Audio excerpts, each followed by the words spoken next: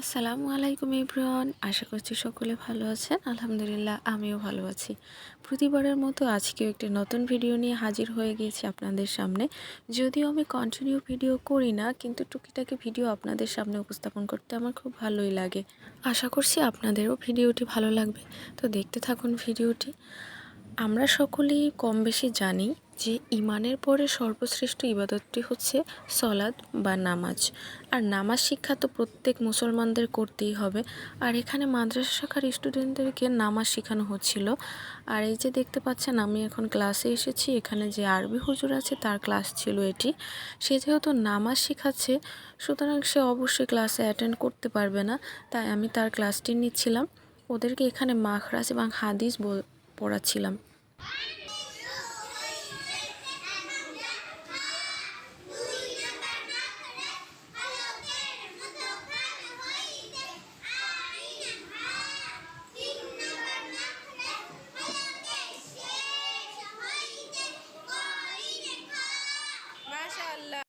তারপরে এদিকে দেখতে পাচ্ছিলাম নামাজ তো প্রায় শেখানো হয়ে যাচ্ছে। তারপরে আমি একটু গেলাম, ওখানে গিয়ে দেখছিলাম কি করতেছে। কয়বার বলতে হয় সেটা বলে, কয়বার বলবে ওরা সেটা বলে।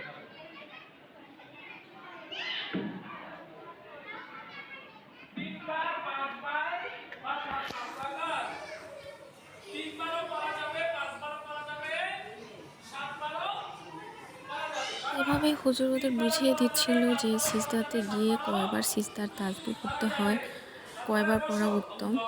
তো এখানে এভাবে ওরা শিখছিল। তারপরে সোজা হয়ে উঠে বসলো। বসার পরে যে শেষ বৈঠকে আত্তাহিয়াত, দুরূদ শরীফ, দোয়ায় মাসুরা পড়তে হয়, এগুলো সব এখানে বুঝিয়ে দিচ্ছিল।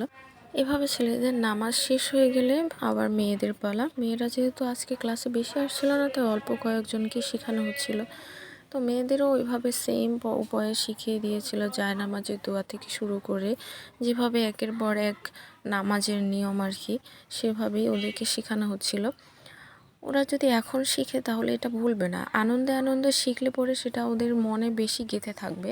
পরে জোর জবরদস্তি করে ওদেরকে নামাজ বসাতে হবে না বা কিছু, এর জন্য ওদের শেখানো। নামাজ শেখানোর পরে যে যার মতো তার ক্লাসে চলে গিয়েছিল। আর এখানে আমার ক্লাস ছিল, আমি ক্লাসে চলে আসলাম। আর এটাই ছিল সর্বশেষ ক্লাস, তাই সবাই যে যার মতো ব্যাগ কাঁধে নিয়ে বসেছিল।